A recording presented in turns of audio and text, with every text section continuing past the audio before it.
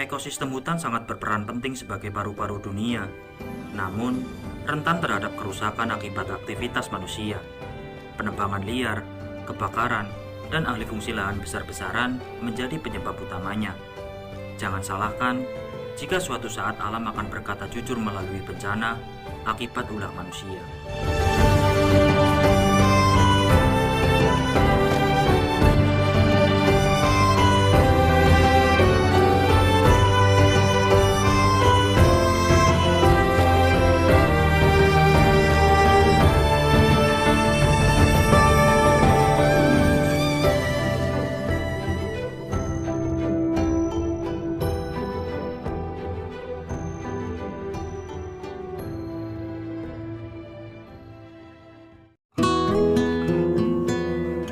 Halo dulur dan kawan-kawan, kembali lagi di pelosok negeri. Destinasi yang kami kunjungi kali ini adalah Gunung Kembang via Lengkong. Kabupaten Wonosobo merupakan area yang memiliki banyak opsi gunung. Sampai-sampai ada julukan Seven Summit Wonosobo. Mata air yang di pos 1, yang di atas pos 2 mati mata air pertama mas. Jadi nanti semua air yang di atas pos 4, yang mata air kedua. Ya. Gunung Kembang merupakan gunung yang sangat ketat masalah kebersihan. Barang akan didata ketika kita akan naik, dan barang pula akan dihitung ketika turun. Pastikan jumlahnya sama. Mungkin prosedur ini memiliki dua pendapat dari para pendaki. Ada yang bilang ribet, ada pula yang bilang, oh bagus itu. Berpendapat itu adalah hak setiap orang. Namun yang perlu kita ketahui, gunung bukanlah tempat sampah. Yang pada dasarnya kita saja mampu membawa makanan naik, kenapa terkesan berat saat kita membawa turun? Padahal tinggal wadahnya saja loh. Selain berjalan kaki, Gunung Kembang via Lengkong memiliki jasa ojek yang membawa pendaki dari base camp sampai pos 1. Ada 3 varian harga, dari 25.000 jam 6 pagi sampai jam 6 sore, 30.000 jam 6 sore sampai jam 11 malam, dan 35.000 untuk jam 12 sampai jam 5 pagi. Ini sangat menyingkat waktu karena kebetulan kami mulai mendaki pada jam 12 siang. Sampai cek bro, Alhamdulillah. pos kita sampai di pos 1 pintu rimba. Kita lagi perjalanan ojek, nanti kita jalan ke arah sana 1 jam. Kita berdoa, yuk berdoa dulu. Ayo mandor. Kita sebelum sebelum kita mulai pendakian, mari kita berdoa terlebih dahulu agar diberi keselamatan, kelancaran, kesehatan, semoga diberi cuaca cerah dan view yang indah memuaskan. Amin. Berdoa dipersilahkan.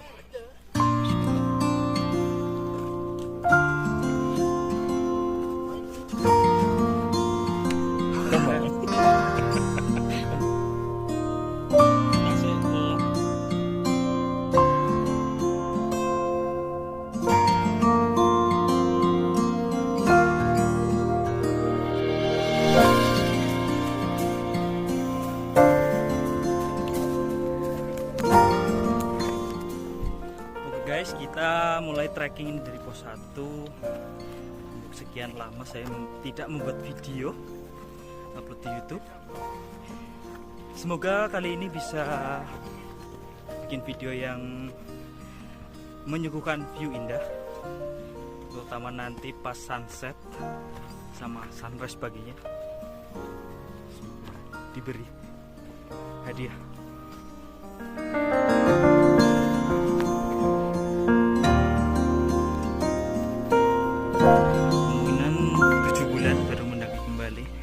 Ini nama Mas Galih. Ini yang kemarin di konten Gunung Sumbing via Gajah Mungkur. Nah, itu yang bosnya itu depan. Kali ini gabung di konten Gunung Kembang.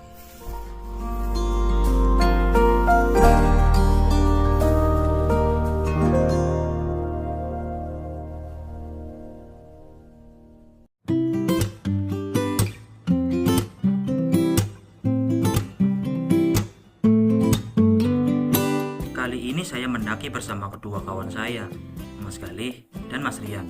Setelah perencanaan, Ada beberapa kawan yang belum bisa gabung di pendakian ini. Akhirnya tersisa 3 orang. Yaudah, gas saja. Perjalanan dari gerbang Deles ke pos 2 Paki Suri memiliki jalur pendakian yang luas dan zigzag. Secara logika, trek pendakian yang dibuat zigzag memiliki jarak tembus yang lebih jauh, namun tidak terlalu curam. Vegetasi didominasi dengan tumbuhan pakis yang tinggi. Kami mendaki di atas jam 12 siang. Hal yang paling kita waspadai adalah hujan. Pemandangan yang sedari tadi terlihat, kini berangsur menghilang bersamaan dengan langkah yang membawa kami ke ketinggian. Bukan hanya pohon yang rindang, tetapi awan di luar sana mulai berarak bak konvoi besar-besaran.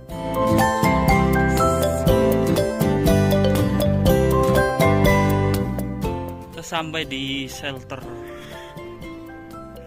yang ada di pos 2.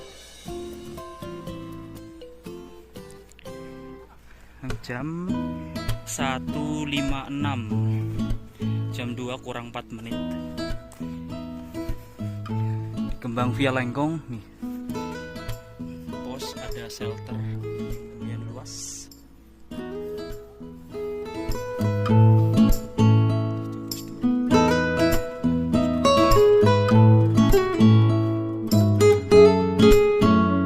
Untuk mengejar waktu, kami hanya mengambil nafas sejenak, kemudian beranjak dari pos 2. Jalan menuju pos 3 memiliki banyak bonus jalan landai. Ini kami manfaatkan untuk mengatur ritme pernafasan sebelum kembali menanjak. Di jalur menuju pos 3 Ngeratan, terdapat mata air 1, namun tidak berfungsi, karena air tidak masuk dalam bak penampungan. Namun air mengalir begitu saja melintasi trek pendakian.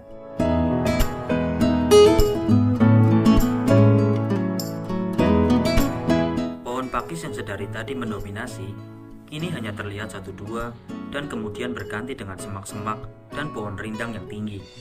Vegetasi mulai rapat, menciptakan suasana teduh dan lembab.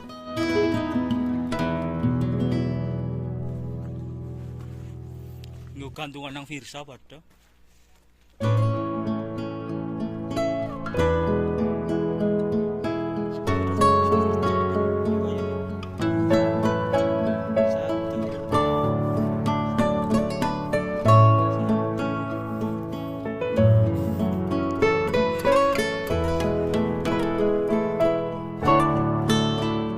Hutan Tarsan. Kenapa dijuluki hutan Tarsan? Karena banyak pohon-pohon tinggi yang memiliki akar menjuntai ke bawah. Halo guys, kita masuk ke hutan Tarsan. Udah masuk hutan Tarsan. Banyak akar-akar yang menjulang ke bawah. Di sini dinamakan hutan Tarsan karena Tarsan identik dengan bergelantungan. Nih. Oh,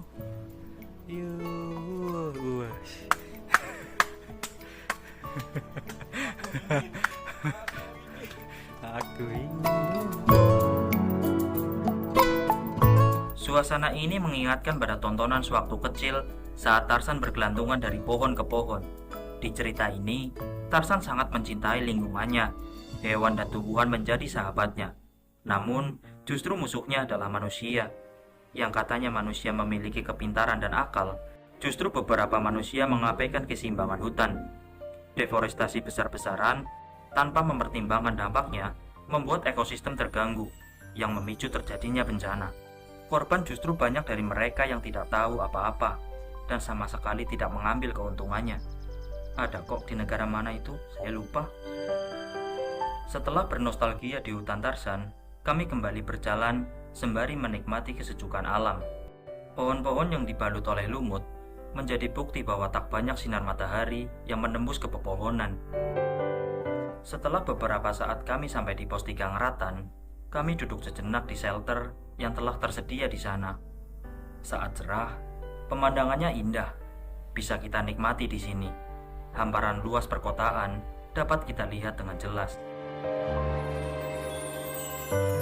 Setelah cukup beristirahat, kami melanjutkan perjalanan kembali ke pos 4 Igir Bima.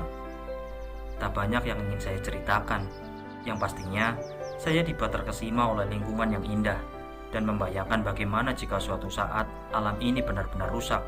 Padahal, ekosistem hutan berperan penting sebagai paru-paru dunia.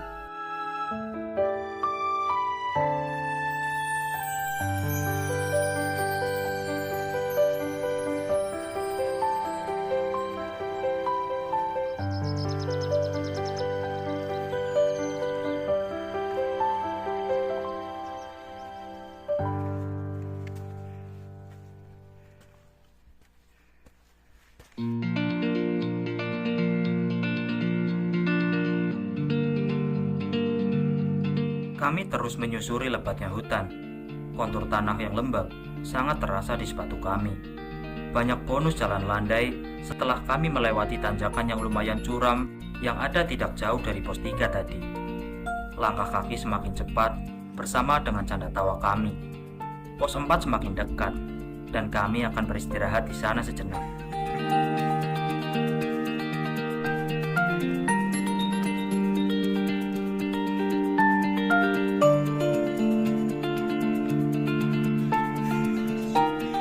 Sorok.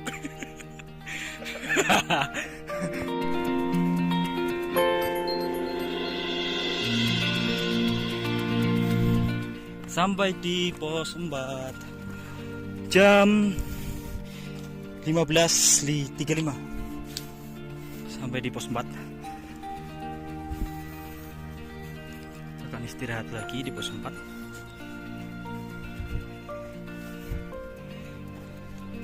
Estimasi ke pos 5 560 meter.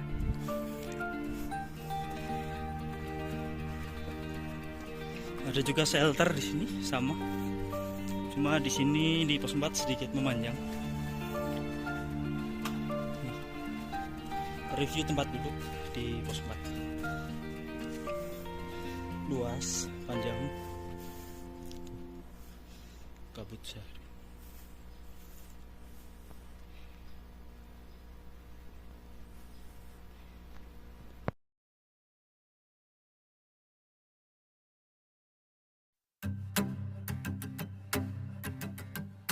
Lutung Jawa ditemukan di berbagai habitat di Pulau Jawa, termasuk di kawasan Gunung Kembang. Satwa ini mendiami hutan hujan tropis, hutan gugur, hutan bakau, dan rawa-rawa. Habitat yang masih asli sangat disukai oleh lutung Jawa. Oh iya, ada satu mata air lagi di atas pos 4. Di mata air 2, kami membasuh muka dan mengisi kembali persediaan air bersih untuk keperluan kami di tenda nantinya. Review air hutan di gambar botol aqua. Salah satu gunung di gambar botol aqua.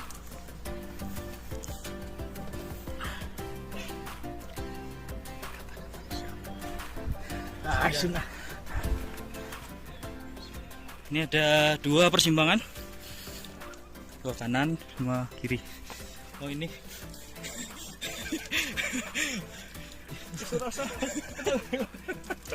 oh iya, maaf. Saya mau menjelaskan. Di sini ada 2 persimpangan. Sebelah kiri kita lewat ke tanjakan Sakit Hati. Ini adalah jalur baru lewat kanan. Nanti kita ketemunya di atas tanjakan Sakit Hati. Mungkin di sini jalurnya lebih licin. Mau lihat mana guys? Mau lihat mana guys? Sakit Hati. Oke. Yuk. Nanti aku video dari atas.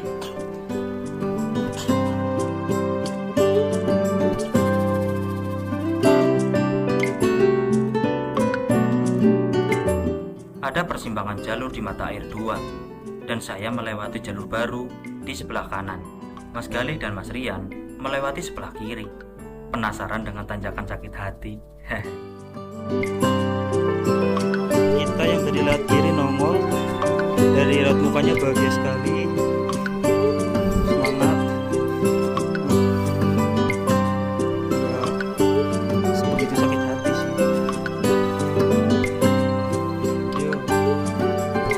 Yuk, yuk, yuk.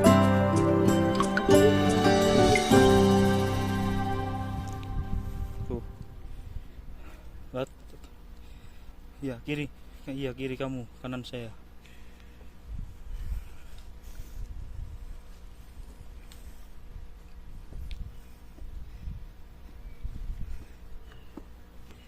sampai 1.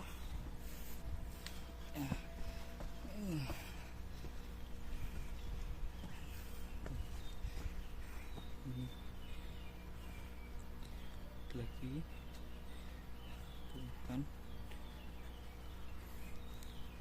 terlihat sangat berbahagia kan, masih bersemangat.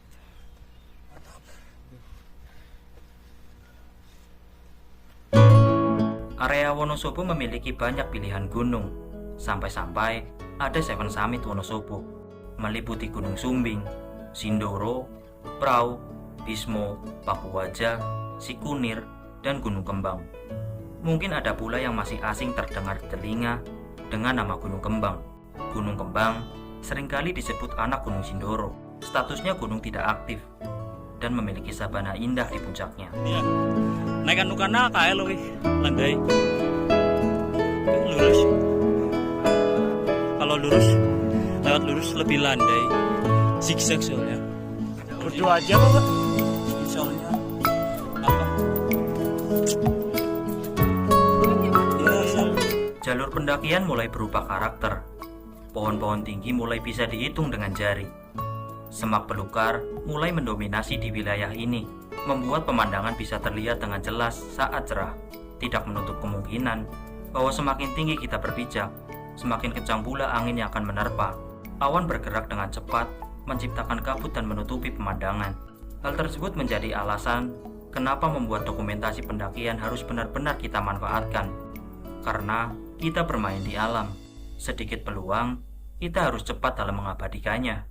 Masih banyak tumbuhan kantong semar di tuh. Iya. Tuh Bisa banyak, ya? masih banyak banget kantong semar tuh. Kayak kan? Sing koyo apa? Mangat serangga. Ya kelamin yang kena tutup kayak gaya. Kantong semar. Iya. Bener ya. Oh, kayak pas mangap berarti urung barek ya. Iya nek ana serangga mlebu nutup. Kayak mas serangga nih. Udah jalur lama, jalur baru kita akan melewati jalur lama. Baru ke sana kanan. Jalur baru kiri. Kita mau lihat jalur lama. Dalam perjalanan menuju pos 5 Sri Kumbang, kita dapat melihat tumbuhan kantong semar. Hutan yang asri memang menjadi habitat bagi tumbuhan kantong semar. Meskipun kantong semar bukan satu-satunya indikator tunggal keasrian hutan. Namun, di habitat aslinya, kantong semar adalah penanda positif lingkungan yang lestari.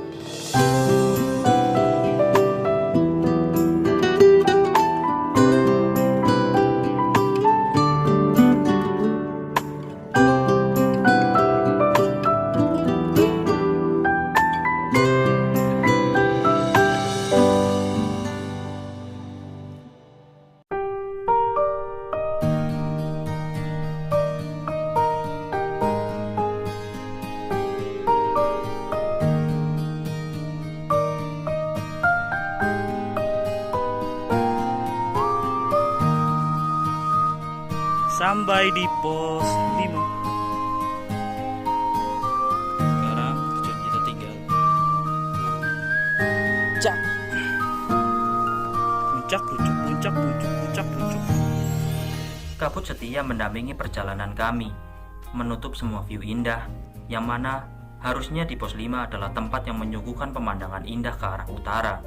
Saat cerah, bisa terlihat dengan jelas kawasan-kawasan wisata seperti Dataran Dieng, Telaga Menjer, Gunung Prau, Pakuwaja, Sikunir, Stlerep, Bismo, dan area perkotaan.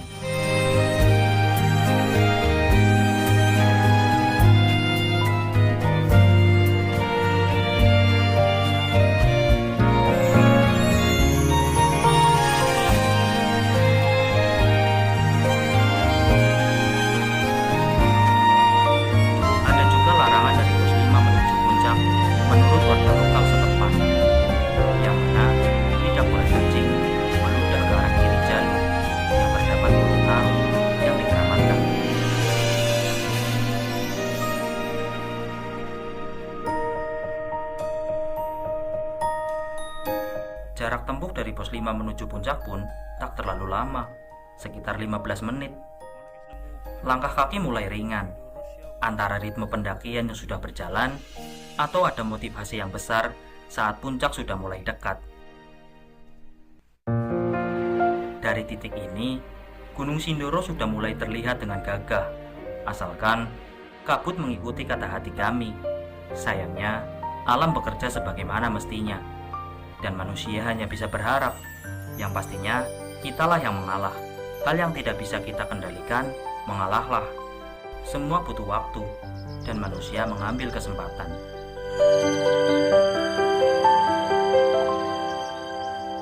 Perjalanan dari tiga puncak, guys. Tuh Sindoro sebelah selatan udah kelihatan, nih sebelah utara udah kelihatan. Kita tinggal menanti sunset. Wah, kita dapat bonus sunset kali ini. Ya, yuk.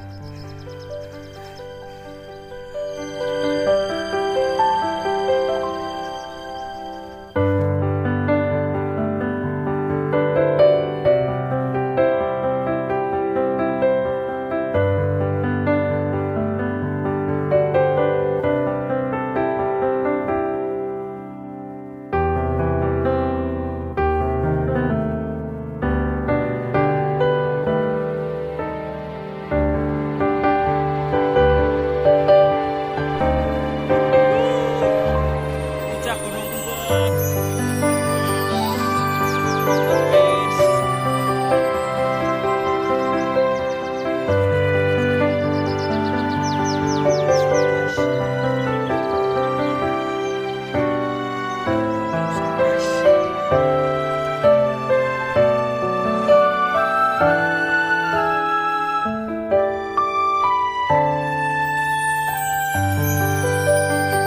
Pada jam 5:03, kami sampai di puncak Gunung Kembang. Alhamdulillah. Walaupun kabut setia mendampingi kami, di puncak Gunung Kembang kita disuguhkan dengan keagungan yang luar biasa. Di sisi lain puncak, terdapat kaldera luas yang bernama Kawah Bimo Pengkok, yaitu cekungan besar atau kawah mati yang akan terisi air jika musim hujan tiba. Kami berselebrasi sejenak, kemudian kami bergegas mencari lahan pendirian tenda, memilih lokasi yang aman dari angin dan aliran air saat hujan turun. Rasa lelah menghilang saat pemandangan indah mulai mengalihkan pikiran kita yang tadinya kita bertanya di mana puncak. Setelah di puncak, hanya tersisa rasa syukur atas semua perjalanan yang telah kita lewati.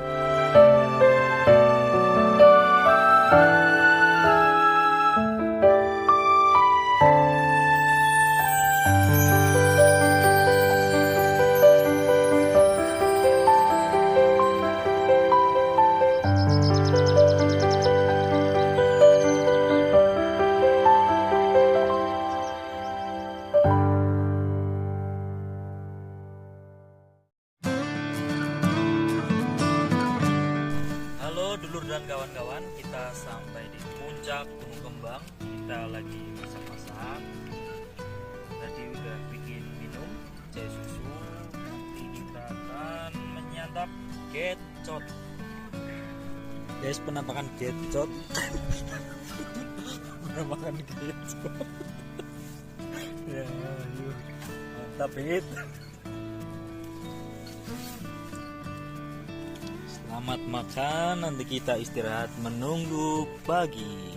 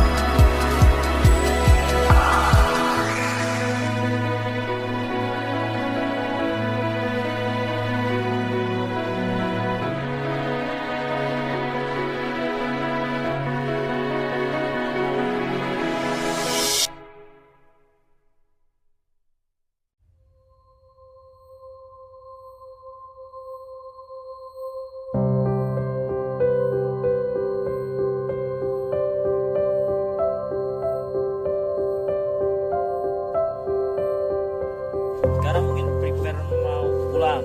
Dan jam berapa Pak? Jam 9 lebih. Ini nggak ngebuka temboknya. Kita putuskan untuk prepare dan pulang.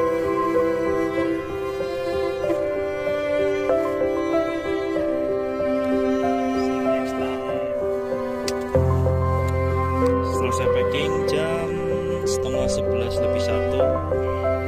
Bismillahirrahmanirrahim. Sebelum kita mulai perjalanan turun, marilah kita berdoa terlebih dahulu. Intinya semoga kita selamat sampai tujuan. Waktu beranjak siang, waktunya kami kembali turun untuk menjalani aktivitas kami. Dari sekian perjalanan panjang, Gunung Kembang menyimpan keanekaragaman hayati, flora dan fauna, seperti lutung, kantong semar, dan masih banyak lagi yang masih tersembunyi di dalamnya. Hutan merupakan anugerah yang luar biasa, yang sangat bermanfaat untuk penghasil oksigen, penyerap karbon, mengatur tata air, pencegah bencana, rumah keanekaragaman hayati, sumber daya alam, fungsi ekonomi, sosial, dan konservasi.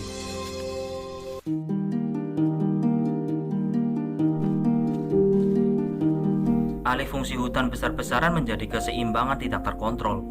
Orang-orang yang memiliki wewenang justru meraup keuntungan, dan masyarakat sekitar banyak yang dikorbankan. Keuntungan sepihak dari deforestasi merujuk pada manfaat ekonomi jangka pendek yang didapatkan oleh pihak-pihak tertentu dan mengabaikan kerugian ekologis dan sosial jangka panjang, mengakibatkan perubahan iklim tidak tertentu dan terjadinya bencana alam. Jika manusia menutupi kerusakan, maka alamlah yang akan berkata jujur melalui peristiwa.